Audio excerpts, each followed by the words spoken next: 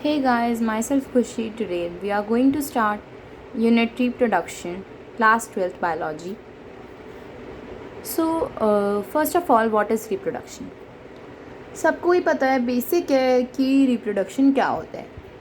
Ability to propagate generation, perpetuate और propagate generation, मतलब कि अपने जनरेशन को आगे बढ़ाना, मतलब कि अपने जैसे ही और ऑफस्प्रिंग्स प्रोड्यूस करके हम अपनी जनरेशन को आगे बढ़ाते हैं, एसेक्सुअल और सेक्सुअल मेथड दोनों से. तो इसके बारे में हम आगे पढ़ेंगे. बेसिक आइडिया हमें है ही जूनियर क्लासेस से.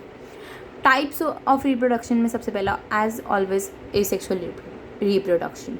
एसेक्सुअल रिप्रोडक्शन में gamete forms are not no syngamy. कि भाई गेमीट फॉर्म हमें छोटी क्लासेस में पढ़ाते थे कि गेमीट फॉर्मेशन नहीं होती और फिर उसकी फ्यूजन भी नहीं होती. बट ऐसा नहीं है. गेमीट फॉर्म हो भी सकता है. ऐसा ज़रूरी नहीं है कि गेमीट हमेशा फॉर्म नहीं होगा. ऐसा है कि हो भी सकता है गेमीट फॉर्म, बट वो फ्यूज़ नहीं करेगा कभी भी. No syngamy. सिनगैमी वही होती है, वी नो, कि फ्यूजन ऑफ गेमीट्स. गेमीट चाहे फॉर्म हो गया बट वो फ्यूज़ नहीं करेगा. और किसी किसी केस में तो गेमीट फॉर्म, मतलब मोस्ट ऑफ द केसेस में तो फॉर्म ही नहीं होता है. ऑफस्प्रिंग्स आर यूनिपेरेंटल, मतलब कि जो ऑफस्प्रिंग्स होते हैं जो पेरेंट्स से प्रोड्यूस होते हैं वो यूनिपेरेंटल होते हैं. मतलब कि एक ही पेरेंट रिक्वायर्ड होता है अपनी जनरेशन को आगे बढ़ाने के लिए, मतलब कि अपना एक ऑफस्प्रिंग प्रोड्यूस करने के लिए. ऑफस्प्रिंग इज़ कि तुम्हारी प्रोजनी को जो आगे बढ़ाएगा, मतलब कि जैसे आप अपने पेरेंट्स के चाइल्ड है तो वही आप उनके ऑफस्प्रिंग है. Offspring are like to parent. Offsprings जो हैं वो पेरेंट के जैसे दिखते हैं. इस एसेक्सुअल मोड ऑफ रिप्रोडक्शन में जो ऑफस्प्रिंग्स है वो अपने पेरेंट जैसे दिखते हैं, इसलिए हम उनको क्लाउन भी कहते हैं. मतलब कि क्लाउन जो होता है मतलब कि डुप्लीकेट, उनके जैसे एग्जैक्ट सेम होता है कि कोई डिफरेंस ही नहीं पता चलता. अपने जैसे एग्जैक्ट सेम, जैसे हम हैं सेक्सुअल रिप्रोडक्शन में वेरिएशन आती है, एवोल्यूशन आता है. हम अपने पेरेंट्स जैसे एग्जैक्ट नहीं दिख सकते हैं, बट जो एसेक्सुअल रिप्रोडक्शन है उसमें वो एग्जैक्ट सेम दिखते हैं. Do not helps in evolution. इसमें कोई एवोल्यूशन जैसी चीज़, एवोल्यूशन जैसा कंसेप्ट इंट्रोड्यूस है ही नहीं एसेक्सुअल मोड ऑफ रिप्रोडक्शन में, क्योंकि इसमें वेरिएशन ही नहीं आएगी. वेरिएशन क्यों नहीं आएगी? बिकॉज जो पेरेंट्स और ऑफस्प्रिंग्स है वो दोनों तो सेम दिख रहे हैं और उनके इनर जेनेटिक मटीरियल और फॉर्मेशन भी इनर सेम है. तो इसीलिए एवोल्यूशन उसी केस में आता है जिसमें हमारी कोई वेरिएशन आए, कि सेक्सुअल रिप्रोडक्शन में हमें थोड़े से मॉम से थोड़े से डैड से इनहेरिट होते हैं. इसमें तो पेरेंट ही एक ही है, तो इसलिए इनहेरिट भी उसी से होता है और ऑफस्प्रिंग भी सेम ही होता है, क्लाउन होता है अपने पेरेंट का. अब हम पढ़ रहे हैं types of asexual reproduction. Asexual reproduction जो है वो फर्दर डिवाइडेड है बहुत सारे टाइप्स में. सबसे पहला टाइप है फिजन. फिजन मतलब कि इसमें भी फर्दर टाइप्स है. सबसे पहला है binary fission. Amoeba, irregular binary fission, की मतलब फिजन का मतलब ही डिवीजन होता है कि 2 पार्ट्स में डिवाइड हो जाना. अमीबा जो है वो इरेगुलर बाइनरी फिजन शो करता है कि कहीं से भी कट जाएगा और फिर 2 में डिवाइड होके अपना और 2 ऑफस्प्रिंग नए नए बना लेगा खुद से अकेले, यूनिपेरेंटल. पैरामीशियम है. पैरामीशियम जो है वो ट्रांसवर्स बाइनरी फिजन शो करता है कि उसको बीच में से काटो, ऊपर का पार्ट अलग डेवलप हो रहा है, नीचे का पार्ट अलग डेवलप हो रहा है. Euglena, longitudinal binary fission. Euglena जो है वो लॉन्गिट्यूडनल शो करता है कि उसको सेंटर लाइन से काटेंगे, लॉन्ग में अगर हम सेंटर लाइन से काटेंगे तो वो 2 पार्ट्स में डिवाइड होकर अपना न्यू ऑफस्प्रिंग फॉर्म कर लेगा. नेक्स्ट है हमारे पास मल्टीपल फिजन. मल्टीपल फिजन में सबसे पहला एग्जांपल है स्पोरुलेशन इन अमीबा. स्पोरुलेशन का प्रोसेस अमीबा में, स्काइजोगेमी प्लाज्मोडियम में और स्पोरोगेमी प्लाज्मोडियम में. ये तीनों नाम जो है इसके मतलब हमें आगे समझ आएंगे. Next mode of asexual reproduction is budding. It usually occurs during favourable condition. मतलब कि बडिंग हमने जूनियर क्लासेस में पढ़ा है, हाइड्रा में होती है, ईस्ट में होती है. वो कब अकर होती है? फेवरेबल कंडीशन के टाइम पे, जब हाइड्रा को, ईस्ट को, अबिलिया को लगता है कि फेवरेबल कंडीशन है उनके आसपास रिप्रोड्यूस करने के लिए, तो वो बडिंग शो करते हैं. इसमें एक एक्सटर्नल ग्रोथ हो जाती है, उससे हम बड कहते हैं, जो फॉल डाउन होकर एक न्यू ऑफस्प्रिंग बनाती है फेवरेबल कंडीशन में.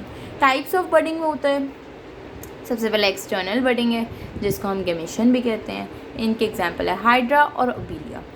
सेकेंड है हमारा इंटरनल बडिंग जिसको हम गेम्यूलेशन भी कहते हैं, जिसका एग्जाम्पल है पॉरिफेरा। इन पॉरिफेरा इंटरनल बडिंग जो है वो अकर होती है अनफेवरेबल कंडीशन के टाइम पे, जैसे कि ऊपर लिखा है कि बडिंग फेवरेबल कंडीशन में होती है, बट इंटरनल बडिंग जो है वो कैसे होती है अनफेवरेबल कंडीशन में, और इसका एग्जाम्पल है पॉरिफर्स। फ्रैगमेंटेशन थर्ड टाइप, जिसमें फ्रैगमेंट्स बनते हैं और वो सॉइल में गिर जाते हैं, मिट्टी में गिर जाते हैं और वो न्यू ऑफस्प्रिंग में डेवलप हो जाते हैं। इसका एग्जांपल है दुगेशिया या फिर प्लानेरिया। प्लानेरिया एक बहुत ही फेमस एग्जांपल है रीजनरेशन का। सेकेंड है पॉरिफर और थर्ड है coelenterates. Dugesia has great power of regeneration. Dugesia जो है उसके पास ग्रेट पावर है रीजनरेशन की, जैसा कि मैंने बताया कि ये एक फेमस एग्जांपल है, रीजनरेट कर जाता है, कैसे भी कहीं से भी करके रीजनरेट कर जाता है।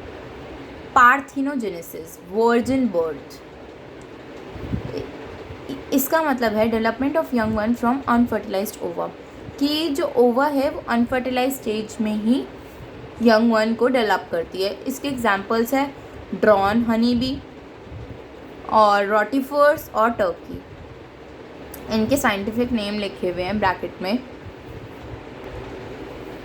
जो ड्रॉन हनी बी के ब्रैकेट में लिखा है अरिनोटॉकी, इस वर्ड का मतलब है कि जो most of the members develop होते हैं इनके केस में वो मेल होते हैं, कि अनफर्टिलाइज्ड ओवा से जो डेवलप हो रहे हैं मोस्ट ऑफ द वो मेल हो रहे हैं, मेंबर्स मेल है।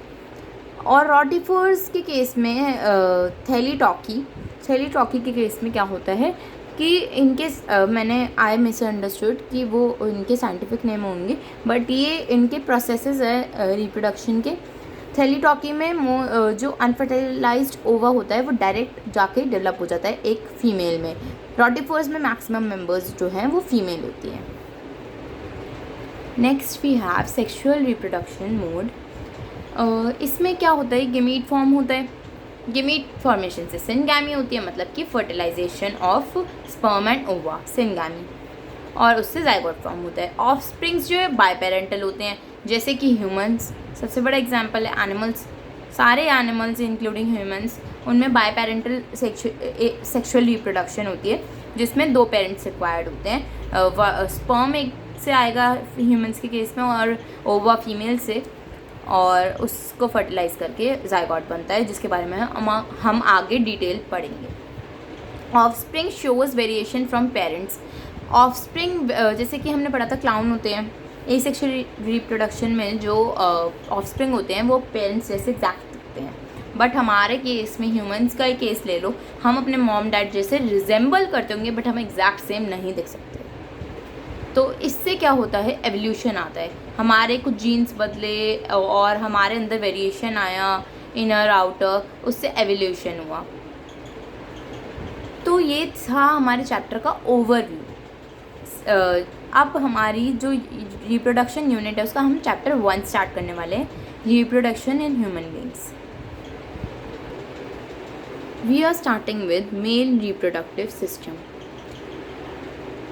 प्राइमरी सेक्स ऑर्गन जो है मेल रिप्रोडक्टिव सिस्टम का वो होती है टेस्टिस। इनको हम गोनाड्स भी कहते हैं। पेयर्ड होती हैं, एक्स्ट्रा अब्डोमिनल होती है, मतलब कि अब्डोमिनल बॉडी कैविटी के प्रेजेंट आउटसाइड अब्डोमिनल और द बॉडी कैविटी, मतलब कि बॉडी कैविटी के बाहर प्रेजेंट होता है। हमारी बॉडी में एक इनर एक इनर बॉडी कैविटी है और एक आउटर, उनके बीच में मतलब रेट्रोपेरिटोनियल है इनकी लोकेशन, जैसे कि किडनी है हमारी रेट्रोपेरिटोनियल लोकेशन है, वैसे ही टेस्टिस की भी बॉडी कैविटी के बीच में लोकेशन है। उसके